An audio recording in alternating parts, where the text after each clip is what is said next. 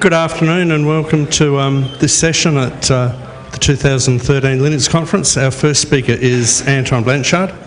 Anton works for the IBM Linux Technology Centre. He spends a lot of his time looking for the elusive go fast bit for customers in various states of panic, from embedded devices right up to supercomputers. No problem, too small or too big. Thanks, Anton. Thanks, Steve.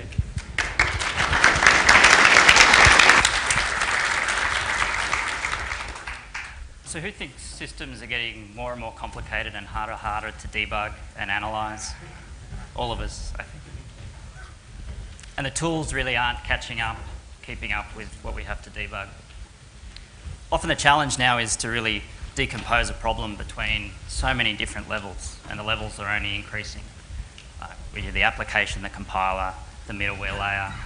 Now we've got hypervisors, we've got more and more firmware layers. And then we've got the obvious ones of CPU, memory, and I/O. So things are definitely getting more and more complicated. So what I thought today is run through some of the tools that I use, some of the processes I use for debugging performance problems, just to show and hopefully educate some of us on some maybe better ways of analysing things. I think performance is something you always continue to learn. I'm still learning. I still make a lot of mistakes. So I'll start. We'll start simple with some simple tools, and then we'll build up into the more complex ones. So if you had a performance problem, what would be your go-to tool? What do you think you'd attack with? D-trace. We won't be talking about D-trace. Anything else? Top's a good one. HTOP, great. That's another great tool too. S-trace, yes, love S-trace. A lot of those. All of the above. Perf. No one's mentioned perf events, the Swiss Army knife of Linux. Debugging and performance analysis. Profiler, yeah, a bunch of tools. What's that? Format profiler. What's that?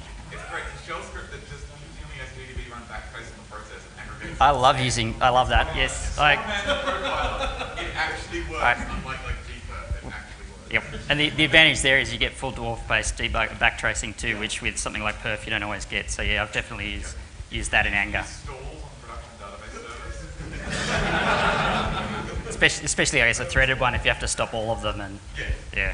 But a great idea too. Yeah. So we'll start simple. The first tool I might tend to use is Uptime, and it tells you the number of processes that are running, ready to run, or blocked on I/O. Gives you a bit of an idea where it is. Rule number one: 13,000, probably a little bit high. That was a machine we had in our test.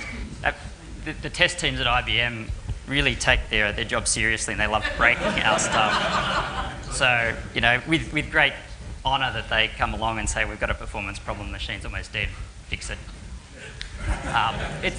Running Uptime's lightweight. With a lot of these performance problems, you'll find if you start using the more heavyweight tools, even things like Top, we often have situations where we log into a machine and Top takes 30 minutes to display something.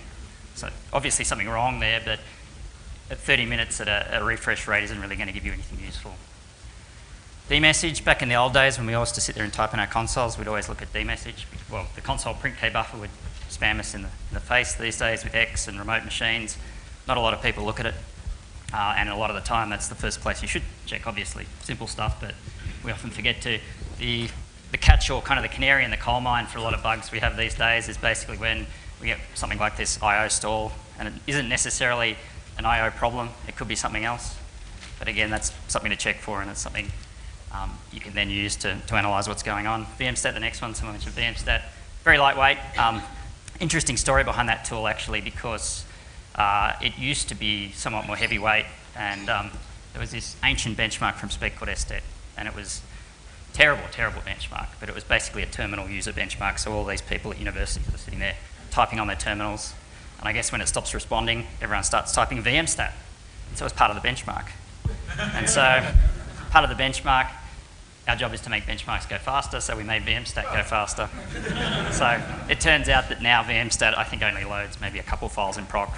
It's pretty much guaranteed to run. Another lightweight and good tool to use. Little plug for DStat. I like DStat. It's a tool that basically amalgamates a bunch of different information. You get the complete breakdown of all your different levels of where time is being spent. Most people, there's a bunch of kernel people who this is second complete knowledge to them, but for people that aren't, Obviously, you spend time in user space. You can spend time in the system, in the kernel, doing something. If you've got nothing to do, you're in idle time. And then you've also got wait time. Wait time is a pretty awful metric because the absence of wait time doesn't mean you don't have an I/O problem. You can easily have something that's CPU bound but also has I/O problems and it won't show up as wait time. But if you do see wait time, then it is a good sign that there's something you're blocking on I/O and there's something maybe you need to look at. Dave's smiling. There's no heckling there yet. Do you want me to heckle? No, that's fine. Save it till later. And then we get into like hard IRQ and soft IRQ. So hard IRQ is usually the first part of an interrupt handler, and its job is basically to do its work and get the hell out of there, and then it might hand off to a soft IRQ. So you get a nice breakdown there, and then a bunch of other stats. So like this is like a quick dashboard, and you can kind of see how the machine's performing. We mentioned top. Top's great. Hit 1, you get this nice per CPU profile, very useful. As I said, prone to hacking, prone to hanging. And someone mentioned HTOP, another great tool there, and that's just it running here in a box, and you've got, again, the breakdown. We'll talk a bit about stolen time as well. When we add hypervisors, we've got yet another level of time we keep, and that's called stolen time.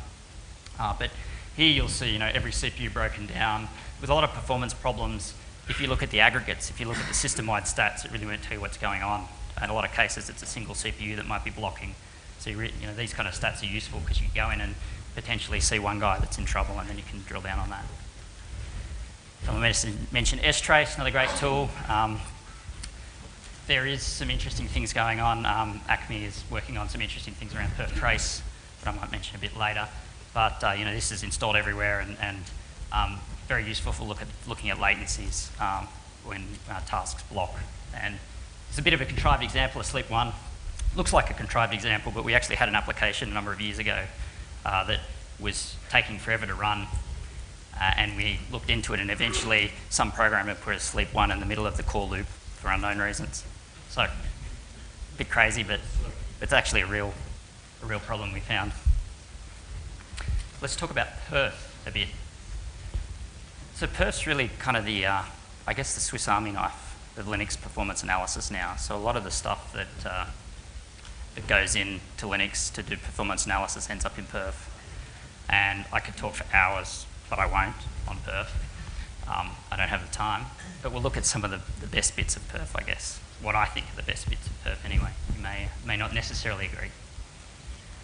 Perf stat's probably the easiest place to start. So perf stat is just a way of getting performance statistics, and it's both kernel statistics, it's also performance monitor statistics off the hardware, so you can basically drill down in either direction. The operating system ones, you can look at things like how much CPU time have I used, how many context switches have I had, how many page faults have I had, all that kind of interesting statistics.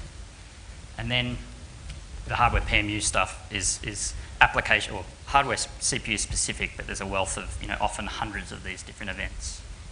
At the moment, unfortunately, there's only a small section of kind of generic events where you can actually specify an event across CPUs, perhaps say a translation miss or a cache miss or something like that. There's a lot of people working on improving that, maybe adding more events. The other trick will be to actually have the per CPU specific events as well, because eventually it's somewhere where we really let down here compared to most other commercial profiling products, and even some of the old ones like OProfile, where you actually have the easy ability to use a symbolic name for a translation miss or a pipeline stall or something like that.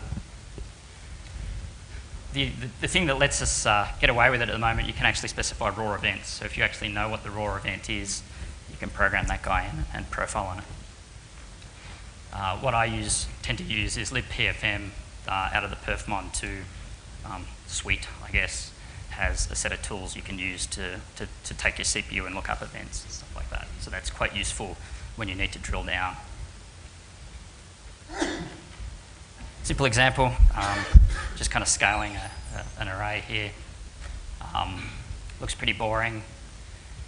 We allocate it statically, so it's in the BSS, and we walk through it.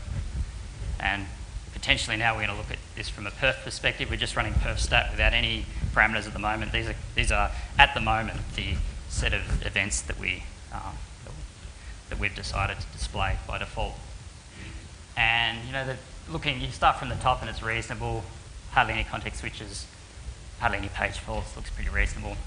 And you come down to instructions per cycle, and 0.02 is horrid. I mean, that's shocking, I guess, especially with modern CPUs where you're talking superscalar out of order with a good algorithm. You're hoping to be around 1, maybe hoping to be above 1, 2, 3.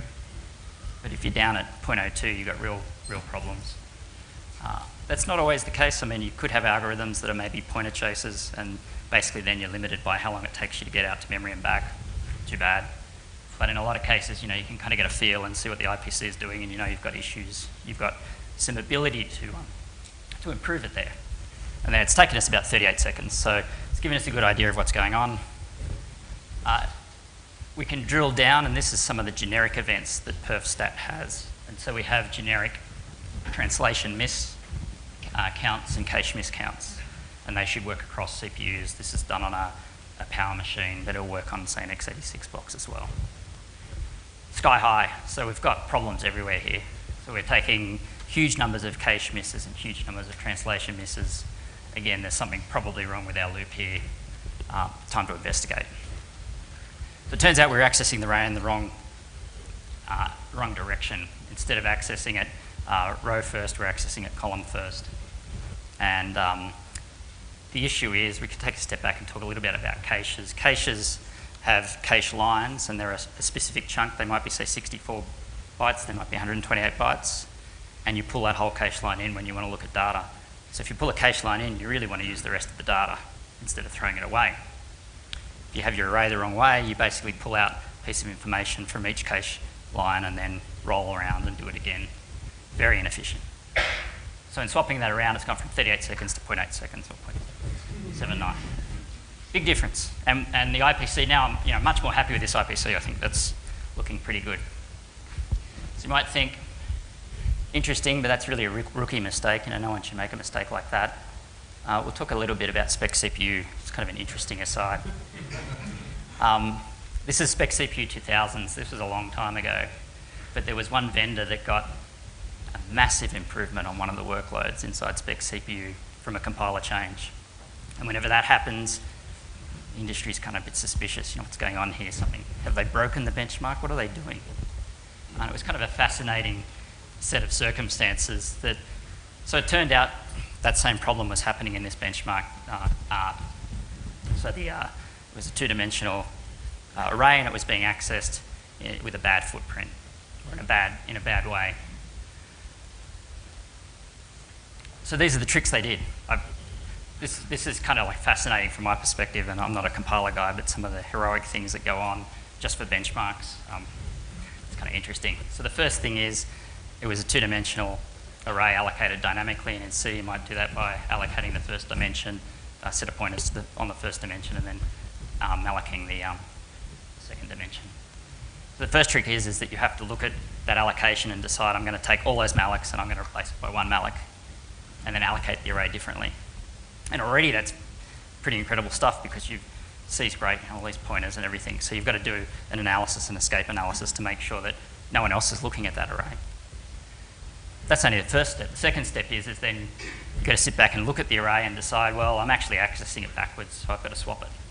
You might use feedback optimization, or you might use kind of loop heuristics and stuff like that. And even then, that wasn't enough. The third trick was that you took a composite structure and you broke it down, because it turned out instead of accessing every field in the structure, you'd access one member.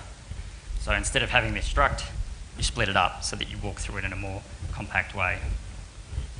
Pretty crazy set of improvements. In fact, we got great research guys. They actually implemented all of this in GCC, and we got a 5x improvement in art, which is pretty crazy. Unfortunately, it's just gone out recently, I heard, because of issues with link time optimizations. But the link time optimizations, the global optimizer, and all that kind of stuff. And I guess my next rule then is, if you want the entire hardware and compiler industry to tune your application, just get it into Spec CPU.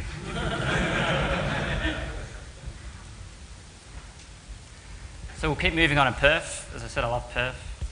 Great set of tools. The next one I'd like to talk about is Perf Record. This Perf Record, archive, report, and annotate kind of cycle. And this is where you're doing exception-based profiling. You're taking addresses and you're taking backtraces and producing a set of functions that top hitters and stuff like that. Record is the one that you use to record, so you give it events and it produces an output file. You can use perf archive, which is very useful for embedded systems, so that aims to basically look at the profile data and then suck in all of the shared libraries, executables, all that kind of stuff. And it's in theory should work across architectures, 32, 64-bit, big and little endian. It's an interesting, I'll give you a plug for, I don't know if Ben's here, Ben's got a talk on endian tomorrow. It's something that everyone gets wrong. We got it wrong again in perf. The mistake was made a long time ago in Linux and it was kind of repeated inside the perf ABI format, so it's a little disappointing. I think it tries like 4 or 6 ways of trying to work out which exact endianness and bit size you are before it gives up. Perf report is the analysis phase, so we'll show a quick perf report and give you an example there. And then perf annotate is when you drill down and you might do assembly and source level debugging. So here's a bit of a profile output from a problem we were looking at recently. It was basically a copy on write page fault benchmark. So well, this is a benchmark I wrote based on something we were seeing in a customer workload. So it's just a simple test case. The first step is get a test case that's representative and then analyze it. And you can see here the top one with a huge percentage of 67% is our copy page routine. So there's probably something we can do there to optimize copy page. Seems like it's the first place we should go. And one of the great things I find out of perf is that you have these great backtraces, which second only to, as Stuart was saying, using GDB to backtrace. It's probably the best tool you can get. It does rely on a lot of things in terms of frame pointers. There's some tricks going on to be able to dump entire parts of the stack and backtrace it. It's somewhat of a difficult problem because we actually do the backtraces in the kernel, so we really don't want a full dwarf-based backtrace engine in the kernel, I think.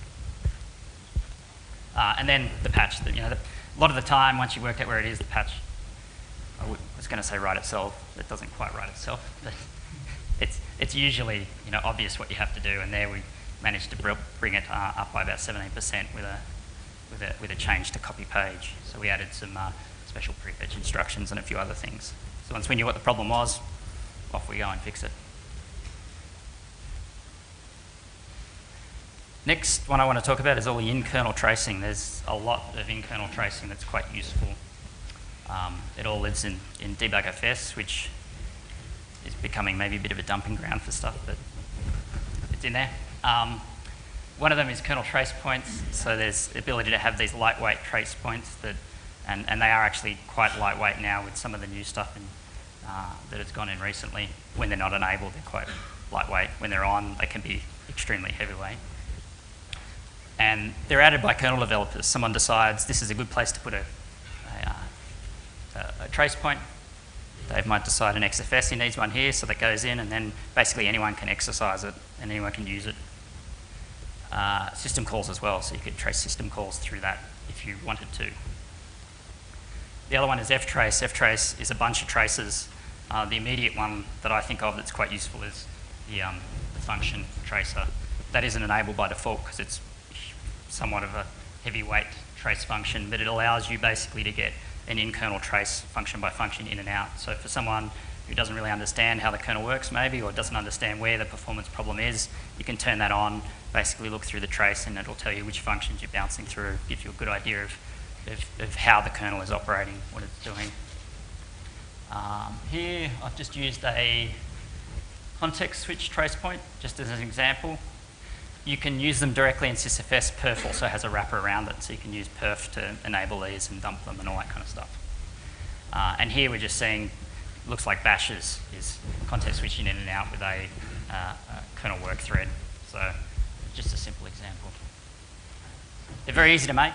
So if you have a driver or something like that and you think you want to sprinkle it with debug print keys, another option is create some trace points that you can enable when you need to. You could say it's a little bit cleaner.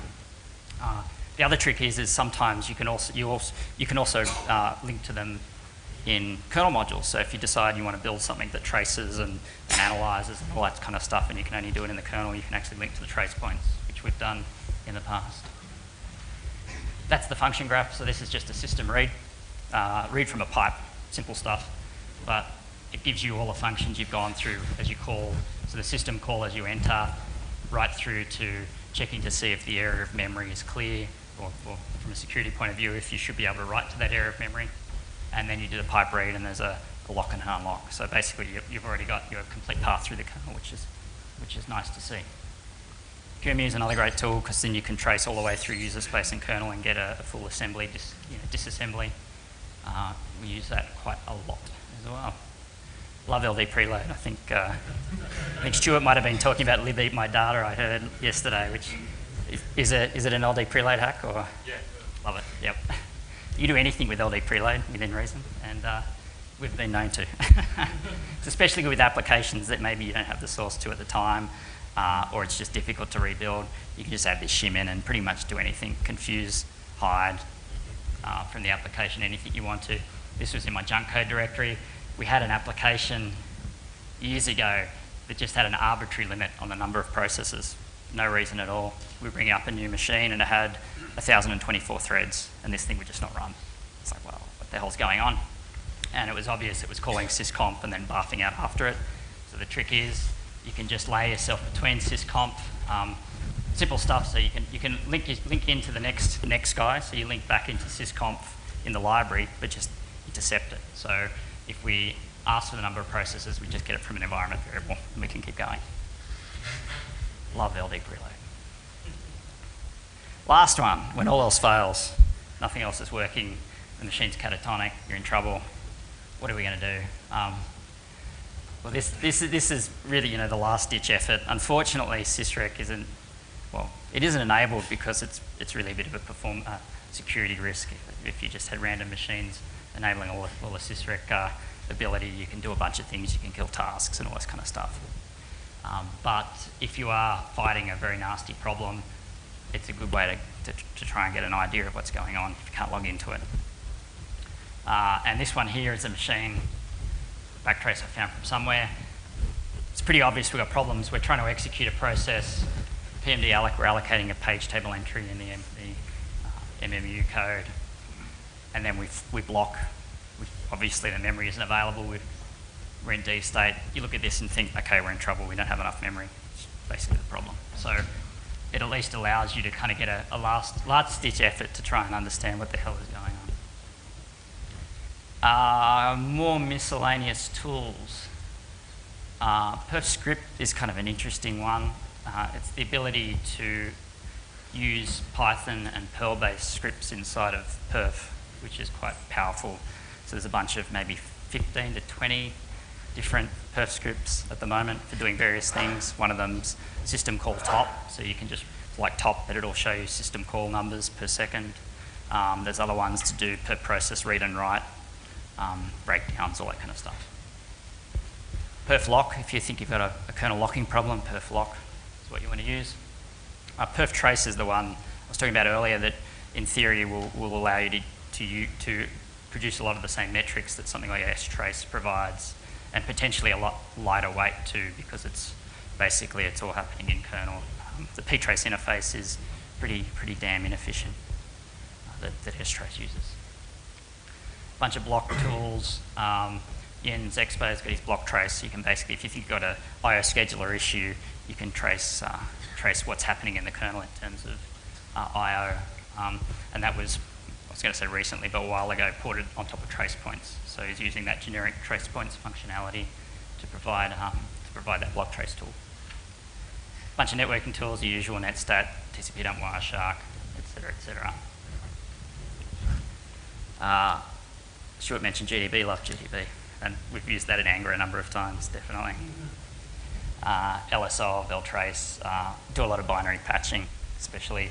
We had a litany of applications that decided they wanted to look at proc CPU info and look at the number of CPUs, and again, more than 64, can't handle it, I'm out of here. So binary patch that string to temp CPU info underscore or something like that. Put your own CPU info in. It's just easier than modifying the kernel, right? Task set and NUMA control. It's always good to try and drag the program back to something more simple and easier to understand. In a lot of cases with workloads that are bouncing around, it might be hard to see exactly what's going on. You can lock those guys down to a particular core, a particular thread, make the problem a bit simpler. Finally, load generators. Again, Jens has got a tool, FIO, which is great for basically having a repeatable way of replaying workloads, I/O workloads, so that if you're trying to analyze a problem, you've got a way to produce that I/O. And Tridge has got some great tiny little tools called sock sync and sock source, which is just for doing like a TCP kind of socket, and it's much simpler than a lot of the other benchmarks. So you basically just get down to socket here, socket there, data comes across, where's my problem. Second diversion. In my years at IBM, I get a lot of weird bug reports. This was probably one of the weirdest, one of the most interesting tools that I've seen used. They had a compute benchmark, and it was basically running compute benchmark on one core, and they came to me and said, there's a Linux scheduler problem, you got to fix it. And I didn't exactly say prove it, but I said prove it. And they sent me this output, and they said, we're pretty sure it's a problem at your end, please fix. What it actually was a thermal map of a CPU. And they sent me that, and they said, something is moving on that chip. Please fix.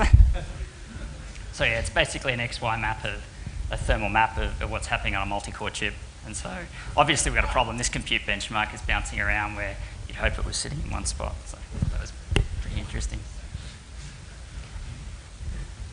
This is where things kind of get messy, because up until now, it's been fairly easy to isolate a problem and try and work out what's going on. Unfortunately, these application guys are conspiring to make life more and more difficult for us. So Java makes life quite difficult. You no longer have this static mapping of an instruction address to an opcode to an instruction. Because obviously it's just-in-time compiled. So you have to have a way of linking, of providing the information at runtime. The open source JVMs have a much better way of doing this, but if you're working with some of the vendor ones, for example, the IBM one, you actually link in a shared library to the JVM. It's pretty horrid stuff. And so I've got a quick thing there just to link it in, to create that object file for perf so that you can do at least function level profiling. The other issue is things like garbage collection. So garbage collection can get quite nasty. You can talk to Paul probably for hours about all the real-time issues with Java garbage collection. But it's consuming a lot of CPU. It also creates stalls. We find a lot of performance problems there. It can be quite difficult to understand. At least then, if you're using something like perf record, you can actually usually see what's the functions in the JVM that are garbage collecting. So you kind of have an idea. If you're spending 40% of your time garbage collecting, it's probably something you need to tweak. There's probably an issue you need to fix. But if you're spending 5%, you're probably okay. The other part where it gets quite difficult is interpreted languages. So this is, I think, an area of weakness generally with our tools. Some of the scripting languages, Python and Perl, have their own profilers. Not too bad, but when it comes to doing higher level profiling, say with something like perf's not going to give you anything useful, unfortunately. Things also make it worse. We spent some time, a number of us spent some time looking at OpenStack recently, and it was very difficult to debug and understand. I'll just say that.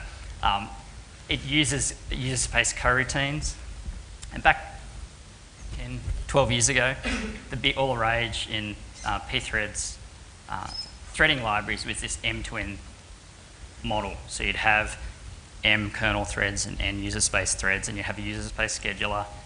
That's really a road to madness. It's just so difficult to understand, so difficult to look at it from a high-level perspective, a profiling tool, and know what's going on. None of the user space context switches really get surfaced up to the tools. So when you start adding these user space coroutine and threading things get really difficult. The other one is hypervisors, and this is another area that's becoming incredibly difficult to debug. I mentioned stolen time, so we had user, system, idle, soft IRQ, hard IRQ, nice. We added stolen, so we've got what, 7. Stolen is basically the time you should have had that the hypervisor took away from you. So you need a metric to know that I didn't actually get all the time I was given, that's stolen time. And it gets really difficult now because you've got stacked schedulers. So all of a sudden you've got a scheduler on top of a scheduler, and you do things potentially in user space and the guest kernel that may not behave as well. One word for it is multi-tiered locking. Some locking primitives, I see this a lot in big applications, I won't mention any names, but they decide that they're better at locking than the kernel, so they actually have this multi-tier locking. They decide that we'll spin for a while, then we'll try for a while, and then finally we'll call a blocking primitive. So that's kind of multi-tier locking. When you're X levels deep and you're busy looping for another CPU that isn't necessarily even running, you're just wasting your time. So we see a lot of this kind of stuff, and it just gets worse with hypervisors now because you've got 2 levels of this going. The other one, an interesting one, is turbo mode. A lot of the vendors now have turbo mode. Things go faster sometimes, so they don't sit at nominal frequency. They might be a 3.2 gig CPU, but they might burst higher than that. How do you expose this? We don't really have any good ways of exposing it. A lot of the tools aren't happy at all if you burst above 100. What does it even mean? But what's the opposite? Do you make nominal like 90%? Then you get complaints from people saying, I'm not using all my CPU. So it's one of those things where the tools aren't great and there's no real good answer. Threading makes it even more difficult. So we call it simultaneous multi-threading, Intel call it hyper-threading, but the ability for one CPU core to have multiple threads of execution, all of a sudden then run-to-run repeatability could go out the window because you could have something random on another thread on the same core. It might run twice as fast one time and twice as slow the next time. And what we tend to do is trying to lock that problem down, just look at it from a single thread perspective. Talking about this multi-tiered locking, if you look at anything like this, the first thing you notice is that these applications are just pounding on this thing called sched yield, and it's a horrible thing. Never use sched yield. If you ever think it's a good idea, it's not. Don't use it.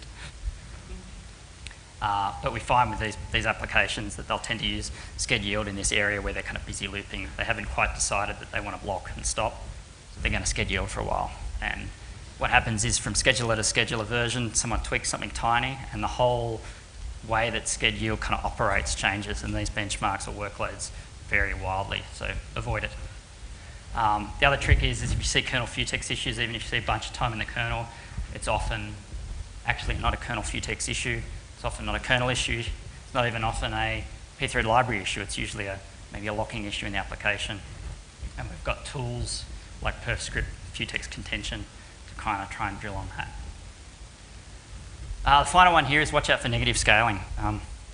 Working for a hardware vendor, we always like to sell more hardware, but it's a bit embarrassing if you sell more hardware and the performance drops. So you really want to know that what you're operating in a positive scaling area and you understand the problem, and that throwing more hardware at the problem is actually going to help and not hinder things. So I thought I'd finish maybe with a top 10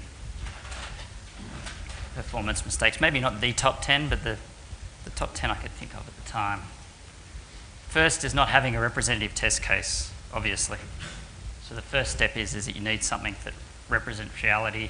I shouldn't say always, I have been guilty of this in the past as well.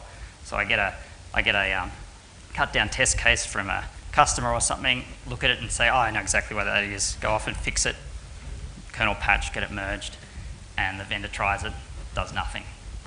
Wasted my time. The second step is obviously completing that analysis. So even if you do have the right test case, you may not understand why it's failing. So what you want to do is go in and analyze it first. Let's just throw more hardware at the problem. Doesn't always work. In fact, often with some workloads, less hardware performs better. Our algorithm is better than the obvious one. Radio had a comment yesterday saying that she wished more people in the industry hated computers. I wish more people in the industry feared complexity. I think in a lot of cases, a lot of people like to do complex things that aren't always the right idea, may have corner cases that people don't understand and break down in awful and horrible ways. So if you are looking at something and replacing the algorithm with something different, more complex, not as common, really take a step back and understand if you should, if it is giving the performance improvements you want and the trade-off does make sense. Let's just put it in user space. I see Stephen here. There's always a rush. The kernel's difficult or the kernel's slow. Let's get it in user space. In Stephen's talk, he talked a bit about where you want to be operating in terms of, say, packets per second and packet size. If you're not in that bleeding edge, stay away from those things. Again, road to madness. Let's just put it in the kernel. That's the other problem. You have something in user space that really doesn't have any performance issues. Who really cares? Maybe a random USB drive or something like that. Doesn't need to go in the kernel. We don't need to make it go faster. Writing your own malloc library. Thankfully, this doesn't happen as much as it used to. glibc for a while wasn't accepting maybe as many malloc patches, performance improvements as it should have. Things like pooled allocators and stuff. So it really had some big issues with threading. It's got better recently, so not as many people do that. But if you're thinking of doing it, again, bad idea. Go write a window manager or something instead. Doing your own locking. That's the other one. Everyone thinks locking isn't, how hard could it be? I'll just write my own. They always get it wrong. I mean, that's just, again, you will make a mistake and it will bite you at the worst time. It'll be an awful to debug issue, or it'll fail in production or something like that. There's plenty of things. I mean, there's glibc built-ins, there's pthreads locking, pthread libraries, obviously, all of the primitives in pthreads, locking libraries, whatever. Stay away from writing your own locking, especially if it's got pthread, if it's got a sched yield or something, those kind of things. Stay away. Benchmark-specific hacks, another one, we tempt to stay away from, but sometimes creep in. And finally, again, the answer is never. We need more sched yield. So with that, any questions?